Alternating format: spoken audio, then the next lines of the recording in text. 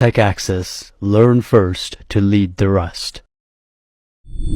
अब चाहिँ हामी C++मा इनहेरिटेन्स बुझ्न खोजिरहेको छौँ। त्यसको लागि मैले सुरुमा एउटा C++को स्ट्रक्चर लिएको हुन्छु अनि यो एक्जाम्पलमा चाहिँ हामी C++को इनहेरिटेन्सको बेसिक कन्सेप्ट बुझ्छौँ है। त्यसको लागि सुरुमा म चाहिँ एउटा क्लास बनाउँछु अनि त्यो क्लासलाई के नाम दिन्छु त फादर भनेर नाम दिन्छु है। अब यो फादर भन्ने क्लास बनाइसकेपछि म के गर्छु त भन्दाखेरि एउटा यसको मेम्बर फङ्सन बनाउँछु। पब्लिकभित्रमा एउटा मेम्बर फङ्सन बनाउँछु। के नाम गरेको मेम्बर फङ्सन बनाउँछु त भन्दाखेरि त्यसको एउटा नेसनलिटी भन्ने नाम गरेको एउटा मेम्बर फङ्सन बनाउँछु अनि यसले चाहिँ के रिटर्न गर्छ त स्ट्रिङ रिटर्न गर्छ है। त्यसपछि हामीले रिटर्न गर्नुपर्ने हुन्छ यो फादरको एउटा नेसनलिटी अनि यो फादरको नेसनलिटी के हुन्छ त नेपाली हुन्छ है। सो अब म एउटा ओब्जेक्ट बनाउँछु फादर क्लास चलाएर अनि अहिलेको लागि हाम्रो राम चाहिँ के हुन्छ त एउटा फादर हुन्छ है। सो यदि मैले प्रिन्ट गर्न खोजेँ रामको नेसनलिटी भन्ने के हुन्छ त अभियसली एउटा चाहिन्छ होइन नेपाली भनेर प्रिन्ट हुन्छ है। सो हाम्रो रामको नेसनलिटी के प्रिन्ट भयो त अभियसली नेपाली प्रिन्ट भयो। अब त्यसै गरी हामी रामको एउटा छोराको लागि क्लास बनाउँछौँ है। सो लेट्स रामको छोराको लागि हामी क्लास चाहिँ के चलायौँ त चाइल्ड भन्ने क्लास चलायौँ है। अब चाहिँ हामीले के गर्न खोज्छौँ भन्दाखेरि C++को इनहेरिटेन्स भन्ने एउटा प्रोपर्टी चलाएर होइन ओपीको हामी यो नेसनलिटी जुन छ नि बाउको नेसनलिटी हामी त्यसको चिल्ड्रेनमा सार्न खोज्छौँ है। सो हामी एउटा चिल्ड्रेन भन्ने क्लास बनाऊँ अनि चिल्ड्रेन लेखेर यदि हामीलाई इनहेरिटेन्स चलाउनु छ यदि हामीलाई प्यारेन्ट्सको प्रोपर्टी चाहिँ सार्नु छ भने हामीले एउटा यो डबल डट्स दिनुपर्छ अनि हामीले एउटा एसएस मोडिफायर लेख्नुपर्छ है। सो यो एसएस मोडिफायर चाहिँ कसरी चल्छ के काम हो यसको चाहिँ हामी पछि बुझ्छौँ तर अहिलेको लागि चाहिँ पब्लिक हामी डिफल्टमा चलाउँदैछौँ। अब पब्लिक लेखिसकेपछि हामीले पब्लिक एसएस मोडिफायर चलाएर कुन क्लासबाट चाहिँ हामीले प्रोपर्टी इनहेरिट गर्ने हो त्यो चाहिँ हामी यहाँ लेख्नुपर्छ है। सो कुन क्लासबाट हामीले इनहेरिट गर्न खोजिरहेछौँ फादर क्लासको हामी इनहेरिट गर्न खोजिरहेछौँ है।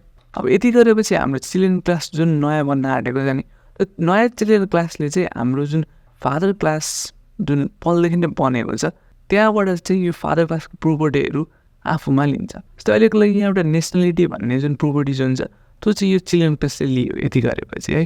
सो यदि मैले यसमा के गरेँ त भन्दाखेरि रामको सट्टा है एउटा नयाँ ओब्जेक्ट बनाएँ चिल्ड्रेन क्लास चलाएर अनि रामको छोराको नाम के दिने त स्याम दिउँ न होइन। अनि यदि हामीले स्यामको नेसनलिटी प्रिन्ट गर्न खोज्यौँ भने के हुन्छ त रामको नेसनलिटी आउँछ।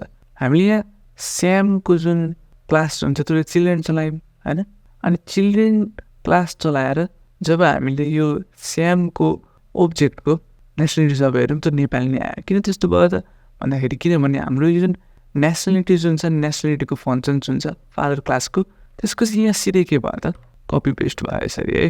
बेसिकली भन्दाखेरि चिल्ड्रेन क्लासले चाहिँ हाम्रो फादर क्लासको मेम्बर फङ्सन नेसनलिटी मेम्बर फङ्सन के गर्यो त आफूमा इनहेरिट गर्यो अनि जब पनि हामी नयाँ ओब्जेक्ट बनाउँछौँ नि यो चिल्ड्रेन क्लास चलाएर तब चाहिँ के हुन्छ त भन्दाखेरि त्यो चिल्ड्रेनहरूले पनि हाम्रो यो फादर क्लासको प्रोपर्टीहरू इनहेरिट गर्छन् यसलाई चाहिँ हामी इनहेरिट गरेको भन्छौँ होइन। अनि के भयो त भन्दाखेरि जब हामीले त्यसको नेसनलिटी प्रिन्ट गर्न खोज्यौँ तब चाहिँ हाम्रो स्यामको नेसनलिटी पनि के आयो त नेपाली आयो है। अब यो कसरी इनहेरिट भयो भन्नको लागि अझै एउटा म के गर्छु त भन्दाखेरि इक्जाम्पल दिन्छु है। जस्तै एउटा इन्टिजर दिएँ होइन इन्टिजर फङ्सन बनाउन आँटेको म चाहिँ यहाँ मैले इन्टिजर दिएँ अनि अब म के लेख्छु त वेल्थ भन्ने लेख्छु है। सो वेल्थ भनेर के हुन्छ त भन्दाखेरि हाम्रो यो फादरको वेल्थ थियो क्या बाउको वेल्थ थियो मैले। सो यसै कि यो बाउको वेल्थ चाहिँ कति थियो अरे भन्दाखेरि 1000 रुपियाँ थियो अरे है जस्ट एज एन इक्जाम्पल 1000 रुपियाँ थियो फादरको वेल्थ है टोटल वेल्थ। अनि जब यसै कि नराम्रो गरी जब फादरको डिमाइस हुन्छ नभए फादर जब मर्छन् होइन तब के हुन्छ त यो वेल्थ कसले इनहेरिट गर्छ चिल्ड्रेनले इनहेरिट गर्छ है। सो अब यदि मैले स्यामको वेल्थ है ध्यान दिएर हेर्नुपर्ने कुरा चाहिँ के हो त भन्दाखेरि स्याम चाहिँ चाइल्ड हो फादर चाहिँ के हो त राम हो है।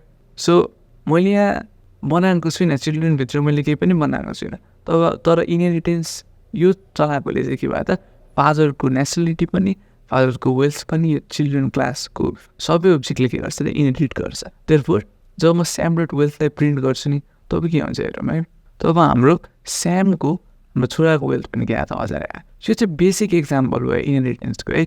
सो अब यो चाहिँ हाम्रो बेसिक इक्जाम्पल भयो। अनि यो सँगसँगै हामीले बुझ्नुपर्ने एउटा सिम्पल कन्सेप्टमा रहेछ। त्यो कन्सेप्ट चाहिँ के हो त भन्दाखेरि हाम्रो जुन प्यारेन्ट क्लास जुन छ नि, प्यारेन्टवाला क्लास फादर, जुनबाट चाहिँ प्रोपर्टीहरू मेम्बर फङ्सन इनहेरिट भयो, त्यसलाई चाहिँ हामी बेस क्लास भन्छौँ है, बेस भयो है।